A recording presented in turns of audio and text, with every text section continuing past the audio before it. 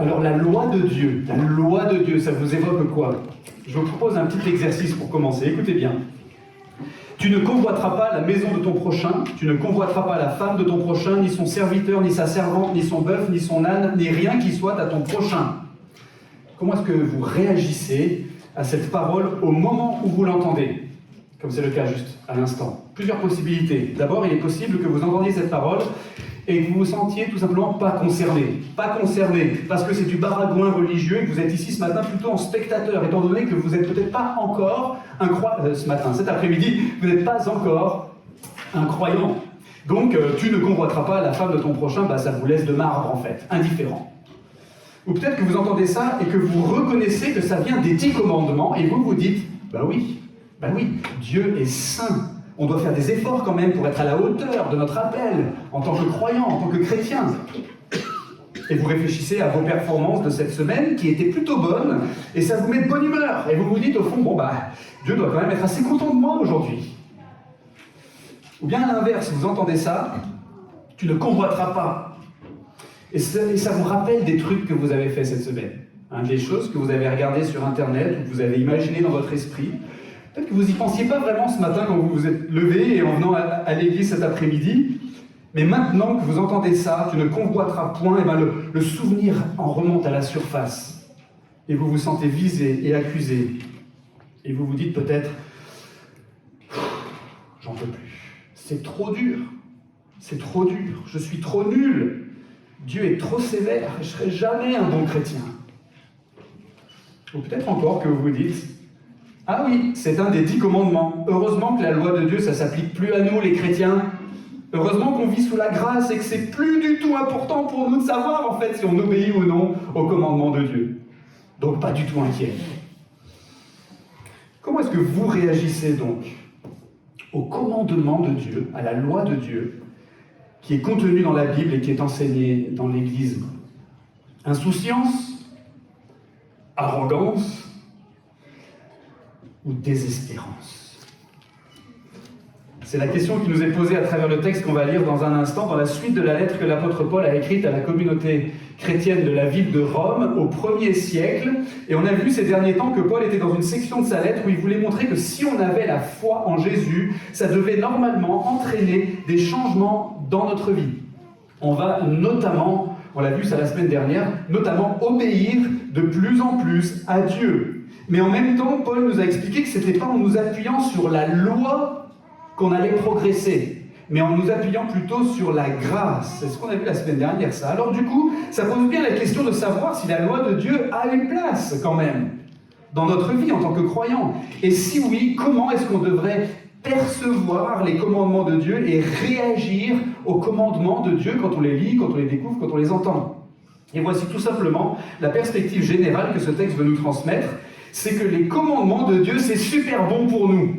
Les commandements de Dieu, c'est super bon pour nous. Et on va voir aujourd'hui à travers ce texte en quoi ils sont super bons pour nous, croyants, et qu'est-ce que ça devrait changer en pratique à notre manière de les considérer, de les étudier et de les suivre. Vous êtes prêts? Lisons tout de suite le texte qui se trouve au chapitre 7 de la lettre de Paul aux chrétiens de la ville de Rome, donc une section de la Bible intitulée Romains, ou Épître aux Romains. Donc chapitre 7, on va lire les versets 1 à 13.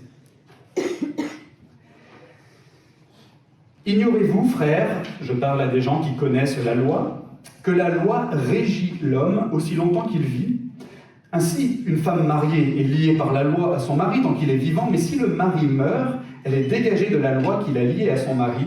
Si donc du vivant de son mari, elle devient la femme d'un autre homme, elle sera appelée adultère. Mais si le mari meurt, elle est libérée de la loi. Elle n'est donc pas adultère en devenant la femme d'un autre. De même, mes frères, vous aussi vous êtes morts à l'égard de la loi par le corps du Christ, pour appartenir à un autre, à celui qui est ressuscité d'entre les morts, afin que nous portions des fruits pour Dieu. Car lorsque nous étions sous l'emprise de la chair, les passions des péchés provoqués par la loi agissaient dans nos membres et nous faisaient porter du fruit pour la mort. Mais maintenant nous sommes dégagés de la loi, car nous sommes morts à ceux qui nous tenaient captifs, de sorte que nous servons sous le régime nouveau de l'esprit et non plus sous le régime ancien de la lettre. Que dirons-nous donc? La loi est-elle péché? Certes non. mais je n'ai connu le péché que par la loi. Car je n'aurais pas connu la convoitise si la loi n'avait dit « tu ne convoiteras pas ». Et le péché, profitant de l'occasion, produisit en moi par le commandement toutes sortes de convoitises. Car sans loi, le péché est mort. Pour moi, autrefois, sans loi, je vivais, mais quand le commandement est venu, le péché a pris vie et moi je mourus. Ainsi, le commandement qui mène à la vie se trouva pour moi mené à la mort, car le péché, profitant de l'occasion, me séduisit par le commandement et par lui me fit mourir. Ainsi, la loi est sainte, et le commandement saint, juste et bon.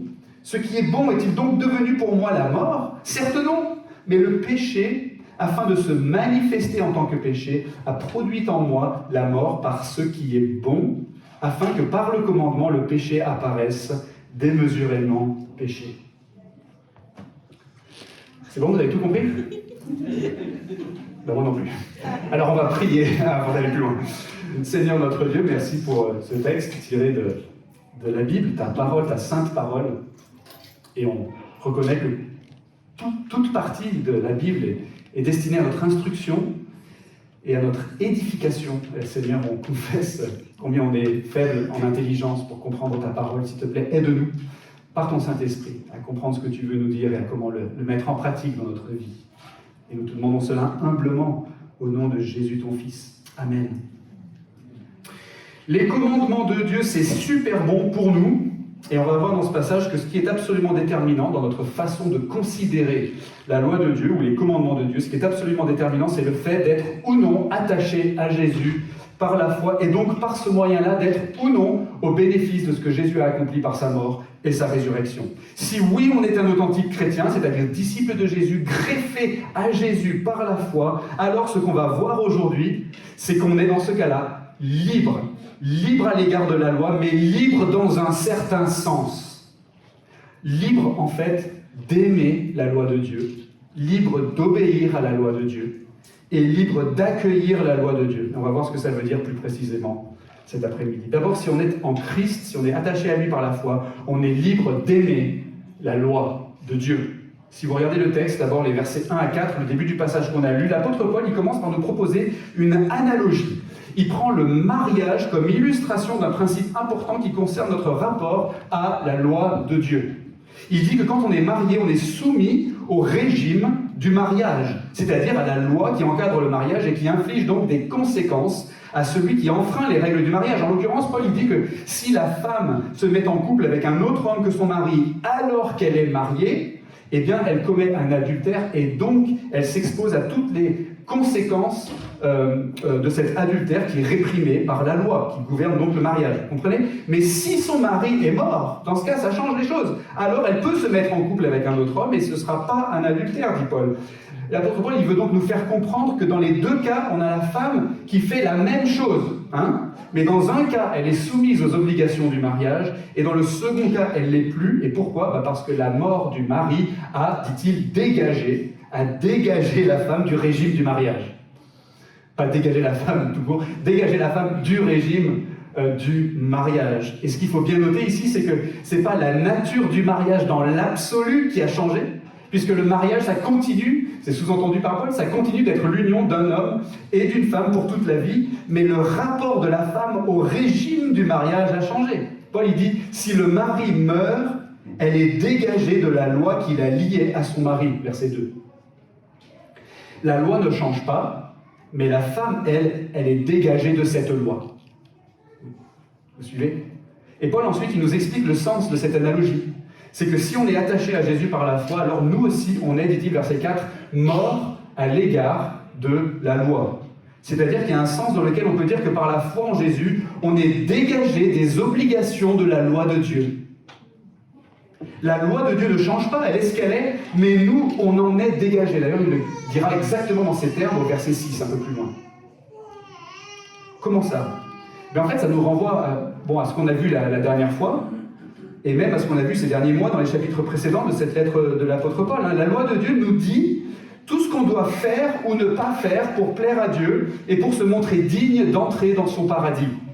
Le problème, comme on l'a vu, c'est qu'on est totalement incapable de satisfaire aux exigences de la loi de Dieu. Et du coup, sous le régime de la loi de Dieu, On est tous adultères et coupables et passibles du jugement de Dieu qui est prévu par sa loi. Le châtiment donc que mérite notre désobéissance à la loi de Dieu, c'est la mort éternelle, loin de Dieu et loin de son paradis. Ça, c'est ce qu'on a appelé les dernières fois la malédiction de la loi. C'est la malédiction de la loi. Mais la bonne nouvelle que Paul a déjà expliquée dans sa lettre, c'est que Jésus s'est présenté pour détourner sur lui-même cette malédiction au profit de ceux qui lui font confiance. Jésus a satisfait à toutes les exigences de la loi de Dieu, tant par sa vie d'obéissance parfaite à Dieu que par ses souffrances et sa mort sur la croix où il a subi le châtiment prévu par la loi qui était destiné à notre désobéissance. Et donc, par la foi en Jésus, nous, à notre tour, on est associés à ce que Jésus a fait, de sorte que toutes nos désobéissances à Dieu, passées, présentes et futures, ont déjà été punies en Jésus sur la croix, et elles ne seront pas punies une deuxième fois, c'est impossible. On en est débarrassé, et non seulement ça, mais en plus, l'obéissance parfaite de Jésus à la loi nous est attribuée. Notre désobéissance est acquittée, et en plus, l'obéissance de Jésus nous est créditée. On est donc totalement dégagé de la loi de Dieu, au sens de sa tyrannie et de ses menaces, puisqu'au regard de la loi, si on est véritablement attaché, je remets le petit boîtier, excusez-moi, on est totalement dégagé de la loi de Dieu, au sens, donc je disais, de sa tyrannie et de ses menaces, puisqu'au regard de la loi, si on est véritablement attaché à Jésus par la foi, eh ben, c'est comme si nous, on avait satisfait à toutes les exigences de la loi. La loi de Dieu, donc, ne nous condamne plus, vous comprenez ? La loi de Dieu, aujourd'hui, si vous êtes attaché à Jésus par la foi, la loi de Dieu ne vous dit plus « fais ceci » ou « ne fais pas cela » pour plaire à Dieu et pour te montrer digne d'entrer dans son paradis, autrement tu seras condamné. La loi ne vous dit plus ça si vous êtes attaché à Jésus par la foi. Et dans ce sens, vous comprenez, on est dégagé des obligations de la loi. On a été libéré de la loi. Mais voici ce qu'il faut comprendre. C'est que la loi de Dieu reste la loi de Dieu. C'est notre rapport à la loi qui a changé. La loi de Dieu, dans la mesure où elle provient de Dieu, et qu'elle est l'expression de son caractère et de sa justice, la loi de Dieu est immuable. Elle ne change pas, elle ne changera jamais. Je me rappelle un film ou un téléfilm que j'ai vu il y a très longtemps. Je ne me rappelle plus son titre. Peut-être que ça vous dira quelque chose. Vous pourrez me dire après le culte comment ça s'appelle. Mais c'est l'histoire d'une femme qui se fait condamner à une longue peine de prison pour le meurtre de son mari. Et le truc, c'est qu'en fait, c'est le mari qui a manigancé pour faire croire qu'il avait été assassiné et que sa femme était la coupable. Et c'était pour se débarrasser de sa femme. Donc la femme, elle est condamnée à tort et elle purge une peine de prison pour un meurtre qui n'a même pas eu lieu.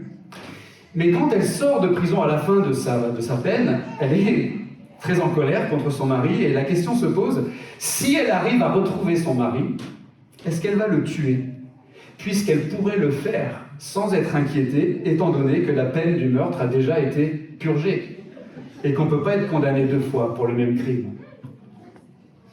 Alors c'est un dilemme moral pour la femme, puisque son rapport à la loi a changé, mais le meurtre, ça reste quand même mal. Alors ça fait une histoire assez intéressante dans un film, mais notre situation est un peu similaire en tant que chrétien, d'après Paul dans ce texte. On est dégagé de la loi de Dieu parce que les obligations de la loi de Dieu qui nous incombaient ont déjà été satisfaites en Jésus. Et ça ne va jamais changer. Mais en même temps, la loi de Dieu continue d'être ce qu'elle est et elle continue de nous dire ce qui est bien et ce qui est mal. La question qui se pose donc à nous maintenant, c'est comment est-ce que je vais percevoir la loi de Dieu maintenant que je sais qu'elle ne peut pas me condamner ? Comment est-ce que je vais percevoir maintenant la loi de Dieu, maintenant que je sais qu'elle ne peut pas me condamner ? Eh bien, maintenant que je n'ai plus rien à craindre de la loi de Dieu, je suis en fait réellement libre de l'aimer, la loi de Dieu. Jésus m'a rendu libre d'aimer la loi de Dieu qui est l'expression du caractère et de la justice du Dieu qui m'a sauvé. Je suis libre d'aimer la loi de Dieu parce qu'elle est la loi du Dieu que j'aime. Est-ce que vous pouvez dire ça aujourd'hui, cet après-midi? Quand vous lisez les commandements de Dieu dans la Bible, ou quand vous les entendez dans les prédications ou ailleurs, ou quand vous vous les rappelez dans vos pensées, est-ce que ces commandements sont des tyrans qui vous condamnent? Est-ce que ce sont des huissiers de justice implacables qui vous font peur, tout prêts à vous infliger des amendes et à vous poursuivre devant les tribunaux? Est-ce que c'est comme ça que vous percevez les commandements de Dieu? Si c'est comme ça que vous percevez les commandements de Dieu, c'est peut-être que vous avez besoin de vous tourner vers Jésus aujourd'hui, sans tarder, parce que vous ne l'avez encore jamais fait. Vous avez besoin peut-être de lui dire dans la prière que vous avez maintenant même désespérément besoin de lui. Demandez-lui de vous délivrer de la malédiction de la loi, et il le fera. Peut-être que vous êtes déjà attaché à Jésus par la foi, mais que vous avez mal compris jusqu'à présent à quel point Jésus avait réellement satisfait à toutes les exigences de la loi de Dieu pour vous, et qu'il n'y a absolument rien aujourd'hui que vous puissiez y ajouter ou en retrancher. Ou peut-être que vous aviez quelque peu perdu de vue cette réalité et que vous étiez en train de reglisser petit à petit sous le régime de la loi, et que vous étiez en train de vous réimposer les obligations de la loi et ses menaces et en fin de compte sa condamnation. Peut-être que c'est là où vous en étiez aujourd'hui. Mes amis, vous avez besoin de réfléchir, et j'ai besoin de réfléchir de nouveau et chaque jour à ce que Jésus a réellement accompli pour nous par sa mort et par sa résurrection. Jésus nous a délivrés des obligations de la loi de Dieu, de sorte que maintenant on est réellement libre d'aimer la loi de Dieu, qui n'a plus rien d'effrayant ou de menaçant pour nous, mais qui représente au contraire le caractère bienveillant de notre grand Dieu et Sauveur. Comment ne pas aimer les commandements d'un Dieu qui nous a voulu tant de bien, au point de supporter lui-même toutes les obligations de sa loi, y compris la malédiction de sa loi, pour nous rendre libres. Mais ce n'est pas tout. Jésus nous a rendus libres d'aimer, donc, la loi de Dieu, et il nous a aussi rendus libres d'obéir à la loi de Dieu. Ça, c'est le deuxième point. Regardez les versets suivants, les versets 5 et 6 dans votre Bible. Paul ajoute une idée ici qu'il vient de mentionner à la fin du verset 4, c'est que si on est chrétien, on est censé porter du fruit pour Dieu. D'accord, on est dégagé de la loi, comme il le dit d'ailleurs explicitement, verset 6, et comme il vient d'expliquer à travers son analogie avec le mariage et la mort du mari, mais c'est pas, si on est dégagé de la loi, c'est pas pour rester célibataire, pour ainsi dire, mais c'est pour appartenir à un autre, comme il le dit lui-même, c'est pour appartenir à Christ, et pour porter un fruit nouveau qui n'est plus comme celui d'avant. Et Paul nous explique la différence ici entre avant et après. Avant, on avait un certain rapport à la loi de Dieu, mais à cause de ce que Paul appelle les passions des péchés, eh bien, ce rapport à la loi de Dieu était un rapport mortifère, c'est-à-dire un rapport qui aboutit à la mort. C'est-à-dire qu'on avait un truc en nous qui ne tirait pas du tout dans le même sens que la loi de Dieu. Et donc, la confrontation des deux était explosive dans notre vie, dans notre existence. Avant d'être chrétien, on pouvait faire tous les efforts possibles et imaginables pour obéir à la loi de Dieu. Le problème, c'est que ces efforts ne faisaient qu'exciter les passions des péchés, comme dit Paul, qu'il y avait en nous et qui tiraient dans l'autre sens, dans le sens opposé, et qui nous faisaient échouer, et même qui infectaient les semblants de réussite qu'on pouvait avoir, de sorte qu'en fait, tout ce qu'on était capable de produire, c'était du fruit pour la mort, comme il le dit verset 5. Le prophète Ésaïe dirait peut-être « Tous nos actes de justice étaient comme un vêtement pollué à cause des passions des péchés en nous. » Mais après qu'on est devenu un chrétien, si on est un chrétien authentique, véritablement attaché à Jésus par la foi, alors, nous dit Paul, on est dégagé donc de ce rapport mortifère à la loi, mais c'est pas pour rester passif ou immobile. Au contraire, c'est pour servir, dit Paul. C'est pour servir et pour porter du fruit, mais de manière tout à fait différente. Paul, il utilise ici un terme très fort, d'ailleurs, c'est pas la première fois qu'il l'utilise dans ce texte, pour décrire notre service en tant que chrétien libéré de la loi. C'est un terme qui veut dire en fait servir comme esclave. Douleo en grec, pour ceux qui font du grec, et pas diakonéo, qui veut dire servir également. Mais là, douleo, c'est beaucoup plus fort, c'est servir comme esclave. Donc c'est très clair pour Paul qu'on est dégagé de la loi de Dieu, non pas pour arrêter de lui obéir, mais au contraire, on est dégagé de la loi pour lui obéir, mais sous un régime qui est bien meilleur. Vous suivez ? Et Paul, il appelle ce régime, au verset 6, le régime nouveau de l'esprit. Il dit littéralement, de sorte que nous servons en nouveauté de l'esprit et non en ancienneté de la lettre. Et Paul, ici, il nous indique quelque chose d'extrêmement important auquel en fait il va revenir longuement au chapitre suivant. Et c'est que les croyants, ceux qui sont morts et ressuscités spirituellement avec Jésus par le moyen de la foi, et donc qui ont été libérés de la tyrannie et de la malédiction de la loi, les croyants authentiques ont aussi reçu l'Esprit Saint, le Saint-Esprit de Dieu en eux, qui a changé leur cœur et qui leur a donné une vie nouvelle et une puissance intérieure nouvelle et qui a radicalement réorienté notre cœur et notre volonté vers Dieu. Ça veut dire que si on est chrétien, notre rapport à la loi de Dieu est devenu très très différent. Avant, vous voyez, les commandements de Dieu, c'était des mots gravés dans la pierre. On était totalement démunis pour les accomplir et ces mots nous condamnaient. Mais maintenant, ces mêmes commandements, ces mêmes mots ne nous condamnent plus. Ils sont plus gravés dans de la pierre, mais ils sont écrits sur notre cœur puisqu'on les aime, ces commandements. Et on a en nous le Saint-Esprit qui nous dispose à les accomplir et qui nous en rend capables. Imaginez que vous offriez à un enfant une maquette d'avion à assembler lui-même. Sur le couvercle de la boîte, la maquette a l'air trop bien en photo. Elle est toute assemblée. Magnifique, trop bien. L'enfant, il est super excité d'avoir ça entre les mains, mais il ouvre la boîte et il se retrouve avec plein de petites pièces détachées et un petit manuel d'instruction. Et si ça se trouve, ça fait même pas très longtemps que cet enfant a appris à lire. Et cet objet qui avait l'air trop bien au départ, il devient vite pour lui une source de frustration et de tristesse et même de désespoir. Parce qu'il n'arrive tout simplement pas à assembler les morceaux tout seul. Ça, c'est le régime de la lettre. Mais le régime de l'esprit, c'est quand vous vous asseyez par terre à côté de l'enfant et que vous le consolez, que vous l'encouragez, et que vous lui expliquez, et que vous l'aidez. Alors, ce qui était pour lui une frustration va devenir une joie, parce que la tyrannie de ce qu'il n'arrivait pas à accomplir a été remplacée par la liberté de pouvoir l'accomplir. Parce que quelqu'un de capable est venu au plus près de lui pour le rendre capable. Notre confession de foi nous dit ceci: la capacité des croyants à faire des œuvres bonnes ne vient pas d'eux-mêmes, mais entièrement de l'Esprit de Christ. Et pour qu'ils puissent avoir cette capacité, il leur faut, en plus des grâces déjà reçues, une influence effective du Saint-Esprit, œuvrant en eux pour qu'ils veuillent et fassent selon son bon plaisir. Ils ne doivent pas cependant se laisser gagner par la négligence, comme s'ils n'avaient à s'acquitter d'aucun devoir sans une impulsion spéciale de l'Esprit.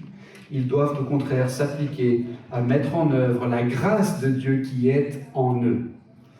Fin de citation. Donc vous voyez, si on est chrétien, non seulement on a été rendu libre d'aimer la loi de Dieu, mais on a aussi été rendu libre de lui obéir. Libre de lui obéir, c'est un esclavage volontaire et joyeux, parce que justement, la loi n'est plus un tyran qui nous condamne, mais c'est une justice qu'on désire parce qu'elle est belle et qu'elle est l'expression de la beauté de Dieu lui-même, notre grand Dieu et Sauveur, celui qui nous a rachetés. On a été rendu libre d'obéir à la loi de Dieu, mais attention, bien sûr, ça ne veut pas dire qu'on a été rendu parfaitement obéissant à la loi de Dieu. Ce que ça veut dire, c'est que quand on lit les commandements de Dieu dans la Bible, et quand on en entend parler à l'Église, si on est chrétien, on ne doit pas les considérer, les commandements de Dieu, comme un idéal inatteignable. Et on ne doit pas rester les bras croisés à ne rien faire en se disant « de toute façon, c'est pas pour moi. Je m'en fiche un peu, de toute façon, puisque j'ai été dégagé de la malédiction de la loi, donc je n'ai pas vraiment besoin de me soucier des commandements de Dieu dorénavant. » Non, ce n'est pas ça que ça veut dire. Au contraire, les commandements de Dieu sont pour vous, si vous êtes chrétien, pour que vous portiez du fruit pour Dieu, non sous la menace de la condamnation, mais comme conséquence de votre délivrance. Justement parce que vous avez été rendus libres de leur obéir à ces commandements, pour la gloire de Dieu et pour votre plus grande joie. Ce qui nous amène au dernier point. On a été rendus libres d'aimer la loi de Dieu, libres d'obéir à la loi de Dieu, et enfin, troisièmement, libres d'accueillir, jour après jour, la loi de Dieu. Qu'est-ce que ça veut dire? Revenons une dernière fois au texte pour essayer de comprendre, cette fois les versets 7 à 13, peut-être le passage le plus compliqué qu'on a lu. Globalement, on voit que Paul, dans ces quelques versets, il insiste sur deux choses. D'un côté, il insiste sur le fait que la loi de Dieu est bonne, et de l'autre côté, il insiste sur le fait que la loi de Dieu révèle des choses mauvaises en nous. La loi de Dieu est bonne, et elle révèle des choses mauvaises en nous. J'ai connu le péché par la loi, dit-il, verset 7. Verset 8, par le commandement, le péché a produit toutes sortes de convoitises. Verset 9, quand le commandement est venu, le péché a pris vie. Verset 11, par le commandement, le péché m'a séduit et m'a fait mourir. Verset 13, par le commandement, le péché est apparu démesurément péché. voyez? Mais il dit aussi, verset 12, la loi est sainte et le commandement saint, juste et bon. Donc vous voyez ce qui se passe d'après Paul quand on se rapproche de la loi de Dieu? Ça révèle des choses en nous, des choses mauvaises en nous. Vous vous rappelez que j'avais dit que la loi de Dieu, c'était un peu comme un microscope avec lequel on examinerait un morceau de fromage et on y verrait toute la prolifération de petits acariens qui habitent sur la croûte de ce fromage. Quand on se rapproche de la loi de Dieu, c'est pareil. On commence à voir toutes ces mauvaises choses qui habitent en nous. C'est aussi un peu comme une belle pièce de viande fraîchement découpée et saignante qu'on rapprocherait de la surface d'une rivière infestée de piranhas. Vous savez, ces petits poissons carnivores, très nerveux. Hein, le lit de la rivière est à l'air tout calme, tout paisible, jusqu'à ce que le morceau de viande se rapproche assez de la surface de l'eau pour que les piranhas commencent à s'agiter frénétiquement et que la rivière semble se mettre en ébullition. Eh bien, la loi de Dieu, ça produit à peu près la même chose en nous, quand on s'en rapproche. C'est-à-dire que la loi de Dieu révèle, réveille, découvre, produit, fait apparaître nos piranhas intérieurs. Je veux dire par là nos passions et nos mauvais désirs, tout ce qui est en nous et qui est mauvais. Jean Calvin, le réformateur et théologien, a dit « La loi de Dieu a découvert en moi toute concupiscence. Alors que tant que celle-ci était cachée, il semblait par manière de dire qu'il n'y en eût point du tout. » La rivière est calme jusqu'à ce que le morceau de viande s'en approche. Et donc ce que Paul est en train de nous expliquer dans notre passage, c'est que la loi de Dieu a cet effet-là sur nous. La loi révèle toute l'étendue et toute la gravité de ce qui est mauvais en nous. Et Paul, il ne sous-entend pas que cet effet de la loi, c'est quelque chose de pas bien, qu'il faudrait qu'on essaye d'éviter parce que c'est désagréable. Non, non, il sous-entend plutôt que oui, c'est désagréable, mais c'est quelque chose de positif en fin de compte pour nous, quand la loi produit ça. Paul a déjà expliqué que la loi ne pouvait plus nous condamner si on était chrétien. Impossible. Donc on n'a aucune raison d'avoir peur de la loi de Dieu. Et on est donc libre de l'accueillir, vous voyez, pour qu'elle opère en nous cet effet de dévoilement et d'enseignement par rapport à ce qu'il y a en nous. Et c'est très très bon pour nous, parce qu'en fait, au fur et à mesure qu'on se rend compte de tout ce qu'il y a de mauvais en nous, au fur et à mesure que le péché apparaît démesurément péché, comme dit Paul dans ce passage, eh bien ça va nous humilier. Ça va nous montrer combien on a besoin d'être secourus. Et ça va nous inciter toujours plus à nous rapprocher de Jésus et à nous attacher à lui et à nous réfugier en lui parce que notre seul espoir, en fait, est en lui. Vous savez, en théologie, traditionnellement, on dit que la loi de Dieu a 3 usages dans la vie des chrétiens. 3 G. Elle est une glace, un garde-fou et un guide. Une glace dans laquelle on se regarde et qui nous montre tous nos défauts de façon à ce qu'on soit humilié et contrit et qu'on se tourne vers notre Sauveur et Rédempteur Jésus-Christ. Elle est aussi, deuxièmement, un garde-fou qui nous avertit sur les dangers du péché, afin de nous empêcher de tomber trop profondément dans le péché. Et puis troisièmement, elle est aussi un guide qui nous montre positivement comment vivre au service de Dieu et quels fruits on est appelé à porter pour sa gloire. Mais vous voyez dans notre passage ici, c'est surtout l'usage de la loi en tant que glace ou miroir qui est visé par l'apôtre Paul. Et à ce titre en particulier, vous voyez, la loi comme glace, comme miroir, on est libre de l'accueillir dans notre vie, jour après jour, pour qu'elle nous enseigne quotidiennement sur nous-mêmes et qu'elle nous conduise perpétuellement à Jésus-Christ. Lisez les commandements de Dieu dans la Bible de cette manière-là. Accueillez-les de cette manière-là. N'ayez pas peur de ce qu'ils vont dévoiler en vous. Ça peut être humiliant et désagréable sur le moment. Mais si vous êtes à Christ, si vous êtes attaché à lui de tout cœur par la foi, les commandements de Dieu alors ne vont pas vous conduire au désespoir. Ils vont vous conduire à Christ. Ils vont vous rapprocher de lui. Et c'est pas bien ça? Ils vont faire augmenter votre joie en Christ et votre reconnaissance pour sa grâce.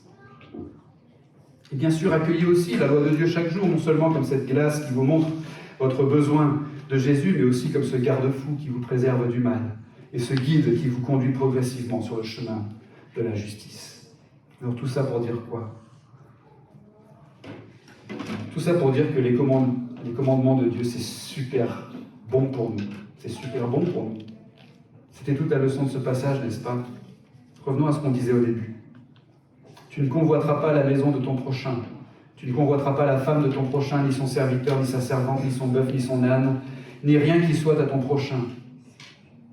Comment est-ce que vous réagissez maintenant à cette parole au moment où vous l'entendez?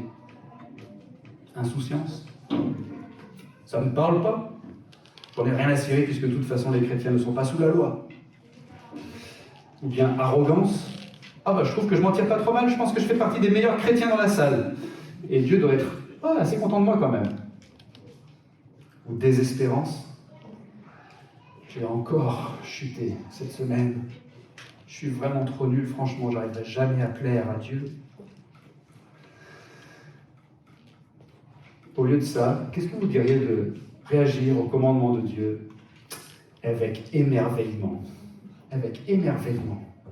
Quel incroyable miracle! Toutes les obligations de la loi de Dieu ont été satisfaites par Jésus-Christ à ma place. Et j'ai plus rien à craindre de la loi.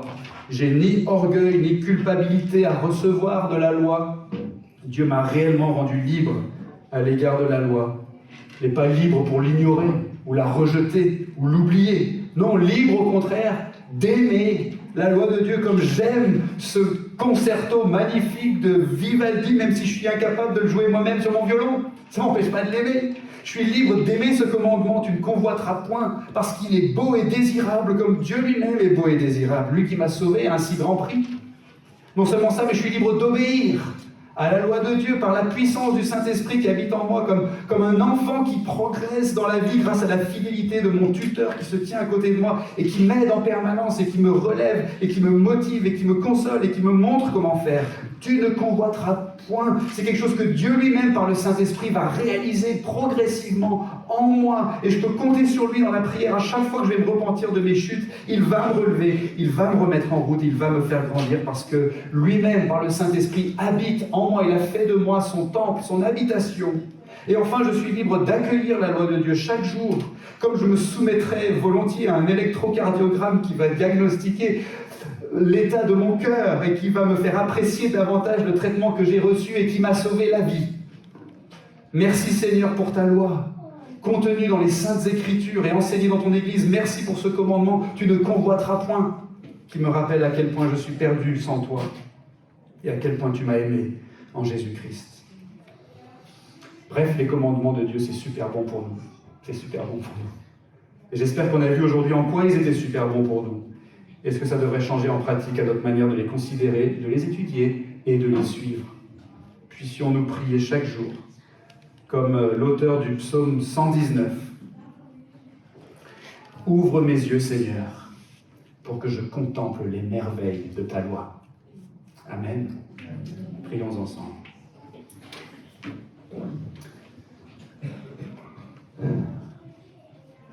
Merci notre Dieu de nous rappeler que nous n'avons rien à craindre de ta loi si nous sommes en Christ.